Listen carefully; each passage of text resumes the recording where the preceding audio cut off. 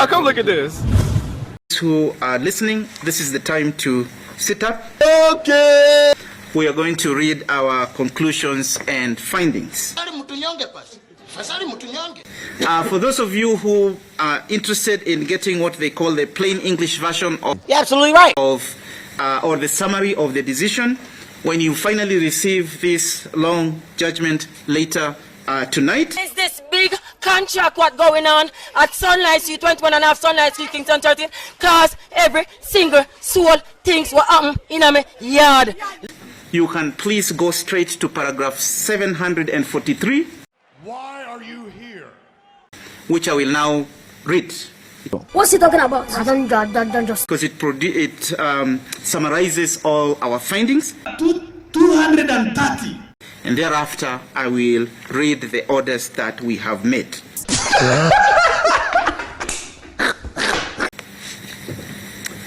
Having considered 10 million? all the issues before us in these consolidated petitions, we have made inter alia the following conclusions.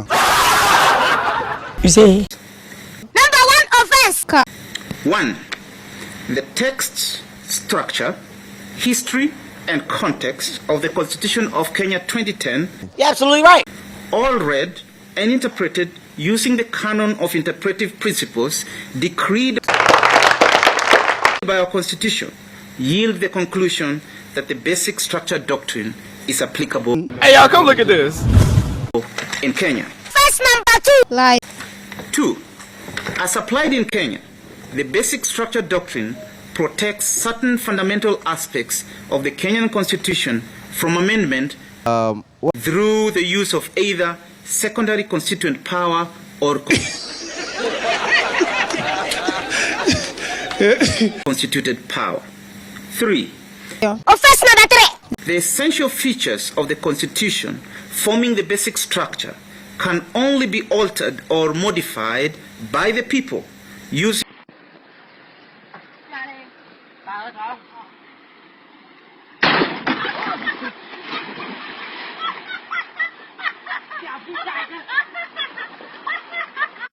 their sovereign primary constituent power and not merely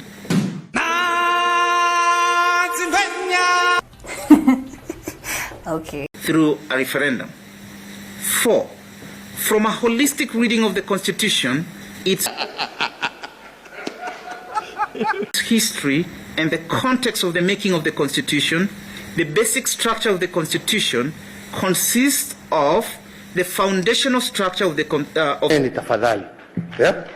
Constitution as provided in the preamble, the 18 chapters, and the 6 schedules of the Constitution. It also includes the specific substantive areas Kenyans thought were important enough a word of storyteller.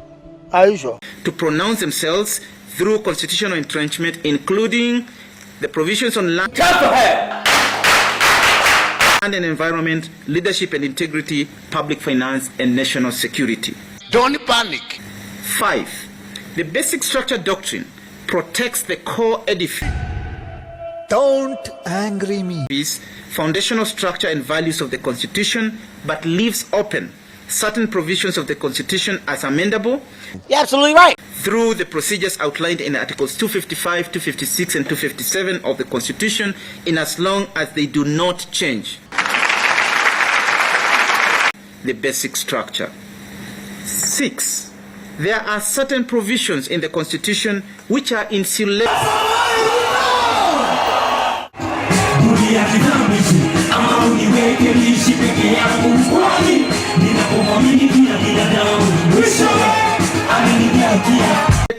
from any amendment at all because they are deemed to express categorical core values. Hey, Judge. These provisions are, therefore, unamendable and cannot be changed through the exercise of secondary constituent power or constituted power. 7. The sovereign primary constituent power is only exercisable by the people after 4 sequential processes, namely civic education, Guy, anyway. public participation and collation of views, Guy, anyway. constituent assembly debate, and ultimately a referendum. 8. The power to amend the constitution through the popular initiative route and Oh, no, no, no, no.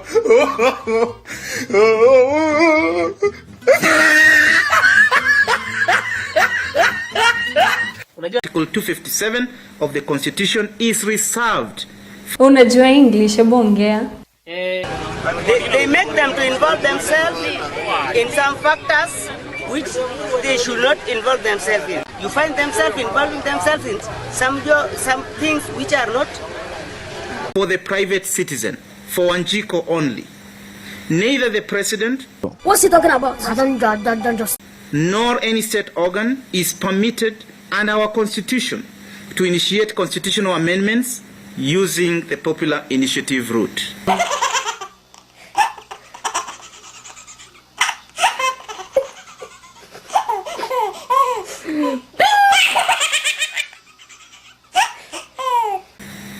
Nine, on Article 143.3 of the Constitution, the President can be sued in his or her personal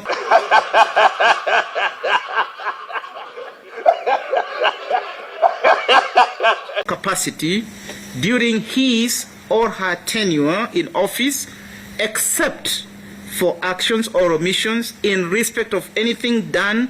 Yambia Uhuruto mahali ilizaliwa alikuwa, na kama hajaambiwa Uhuruto imekufa na onyeshwe kaburi, sisi hapo ndio tuko. Or not done in the exercise of his or her powers under the Constitution.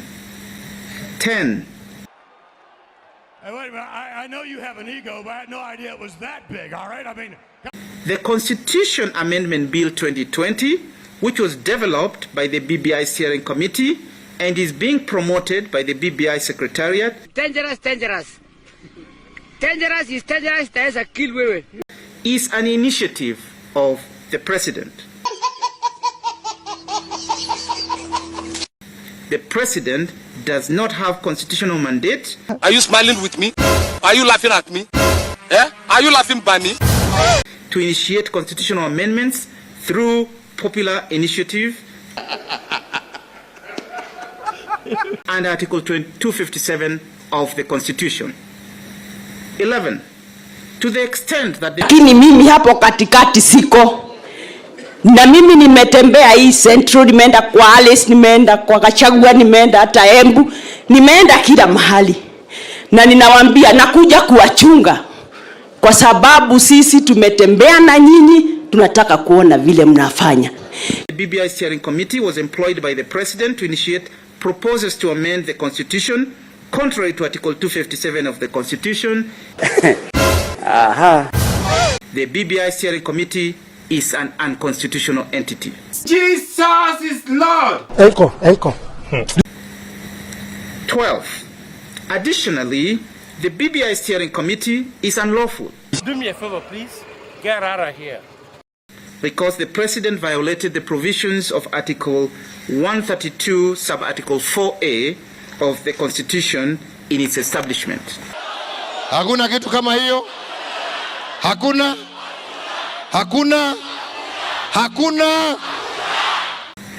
13. In taking initiatives to amend the Constitution other than through the prescribed means in the Constitution, Have you been to Madare? Sorry? Have you been to Madare? No. Do you know where Madare is? Yes. Where is that? In Kenya. Yeah, right. I think. That's right. Gota. the President failed to respect, uphold, and safeguard the Constitution, and to that extent, he has fallen short of the leadership and integrity threshold set in Article 73 of the Constitution, and in particular, Article 73, 1A thereof. Yes.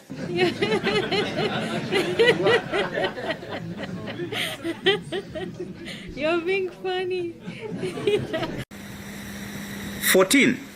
The history of Article 257 of the Constitution, read together with Articles 95(3) and 109(1) and 2 of the Constitution. Na wale wako hapo mbele hawana certificate.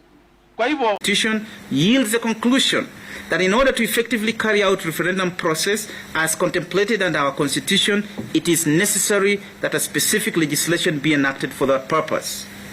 15. Notwithstanding the absence of an enabling legislation as regards the conduct of referenda, such constitutional process may still be undertaken as long as the constitutional expectations, values, principles, and objects, especially those in Article 10 of the Constitution, are met. It's about to go down. 16.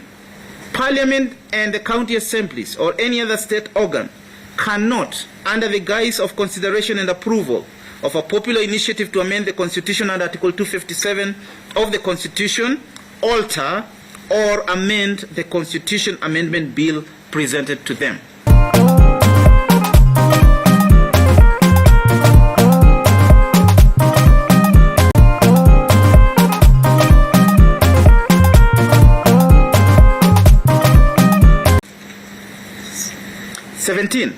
Article 255, Sub-Article 1 of the Constitution yields the conclusion that each of the proposed amendment clauses ought to be presented as a separate referendum question. Don't angry me. 18. Article 89(1) of the Constitution, which provides for the exact number of constituencies, while being part of the basic structure of the Constitution, is not an eternity clause.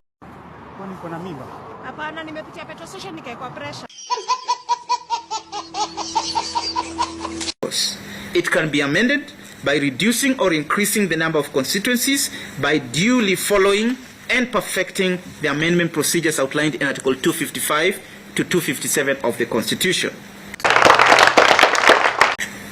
19.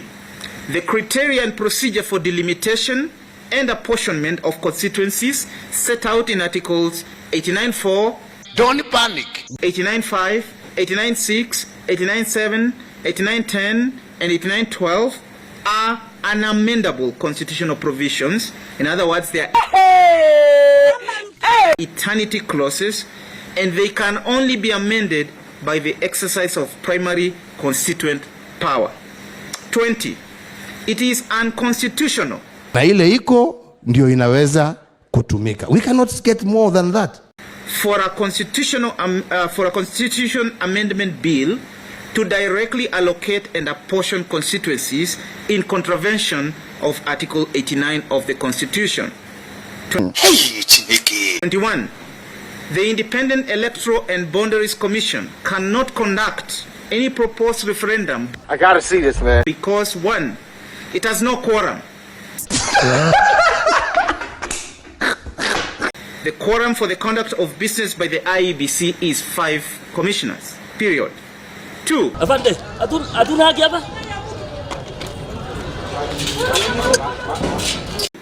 The IEBC has not carried out nationwide voter registration.